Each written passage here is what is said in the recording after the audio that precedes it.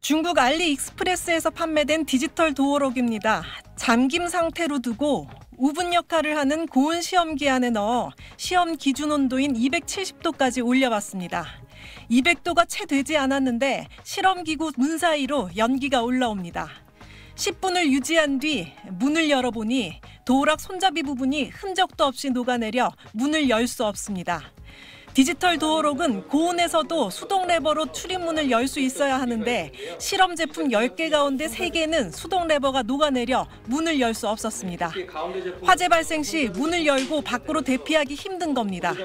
리튬 2차 전지를 전원으로 사용한 5개 제품은 모두 170도에서 260도 사이에서 배터리에서 불이 나거나 폭발해 도어록 고장과 화재 확산 요인이 되는 것으로 확인됐습니다.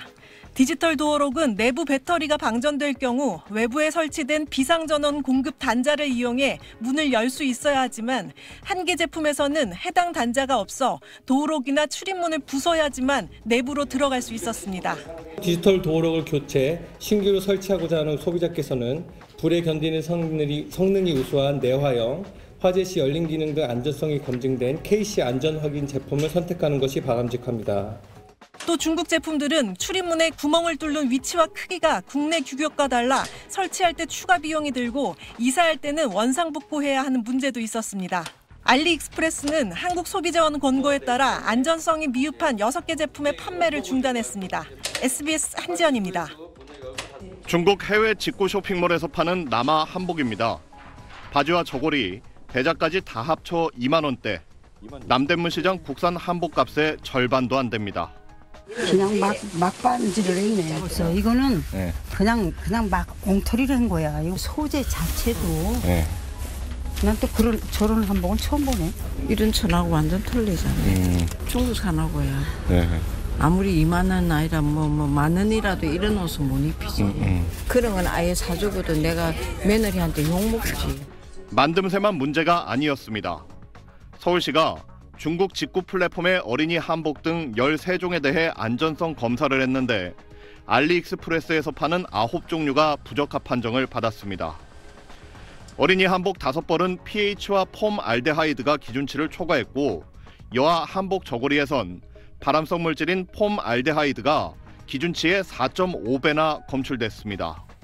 섬유 제품의 pH가 기준치를 벗어나 강산성 또는 강알칼리성을 띠면 접촉성 알레르기 피부염을 유발할 수 있습니다. 한복 머리띠에서는 발암 물질인 납이 국내 기준치의 8.1배, 아릴아민은 1.8배 초과 검출됐습니다.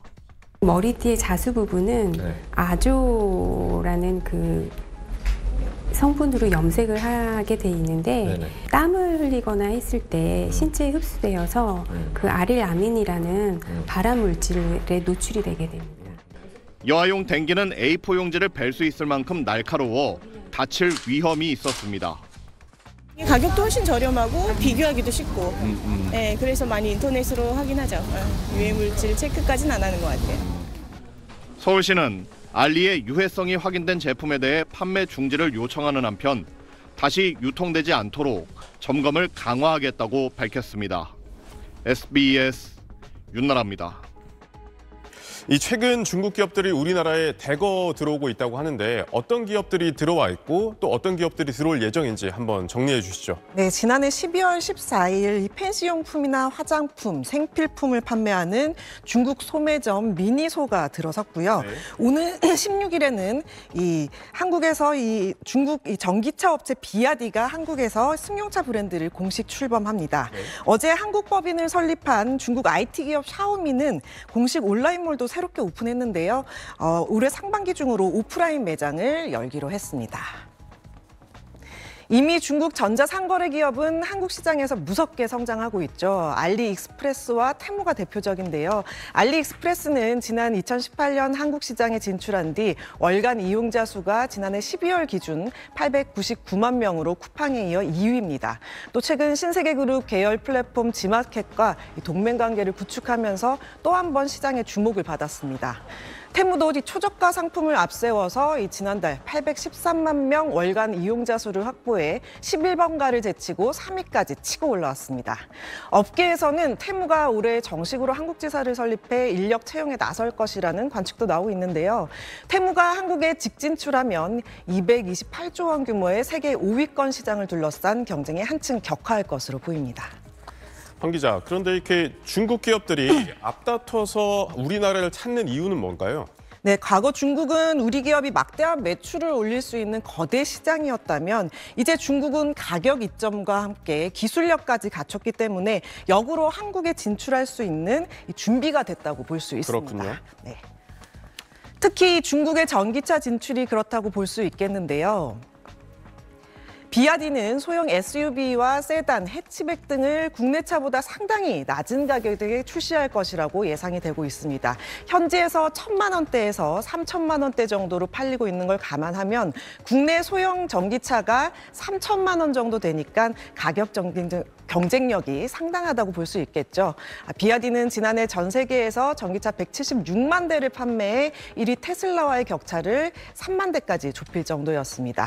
불과 10여 년 전까지도 무명 회사에 불과했던 비아디가 이제 테슬라를 턱 밑까지 추격하게 된 거죠. 비아디는 차량 대부분을 중국에서 판매해 왔지만 동남아와 남미 중심의 판매도 대폭 늘리기도 했고요. 미국이랑 유럽연합이 이 중국산 전기차에 높은 관세를 부과하자 중국 업체들이 다른 시장을 찾아 나선 겁니다. 중국 기업들의 국내 시장 공략이 거세진 또 다른 이유는 중국 내수 시장 침체가 길어졌기 때문인데요. 구매력이 높고 지리적으로도 가까운 한국 시장에 적극적으로 눈을 돌리게 된 겁니다. 코트라 난징무역관은 최근 리포트에서 중국 총 인구 감소에 따라 총 수요도 감소하면서 기존 중국 시장 규모로는 이전과 같은 수준의 생산 능력을 소화하기 어렵다면서 해외 진출은 이런 모순을 해결할 수 있는 대안으로 주목받고 있다고 진단했습니다. 그런데 이미 국내 전자제품 시장에서 중국 업체가 1위를 차지하고 있는 분야도 있다고요? 네, 이 보시는 로봇 청소기인데요. 우리나라 로봇 청소기 시장은 샤오미가 투자한 이 중국 가전업체 로봇락이 주도하고 있습니다. 네. 점유율 1위라는 의미입니다. 중국산이면 싸구려 아니냐 이렇게 생각하기 쉽지만 주요 백화점에 입점해서 프리미엄 시장을 파고들었고요. 신제품 가격이 180만 원에 이릅니다. 오히려 이 국내 업체들이 비슷한 제품을 잇따라 내놓기도 하죠. 로봇락은 이 새해 첫날부터 두 번째 플래그십 매장을 열고 국내 시장 공략에 더욱 박차를 가하고 있습니다. 이렇게 중국 기업들 선전에 국내 전자업계도 긴장하고 있는데요. 조주환 LG전자 사장은 지난해 이 CES에서 중국 기업은 폄하 대상이 아니라 무서워할 대상이라고 평가한 바 있죠. 한국 전기차 시장도 한국 전자제품 시장도 긴장을 늦춰서는 안 되겠습니다. 네, 한 기자 잘 들었습니다.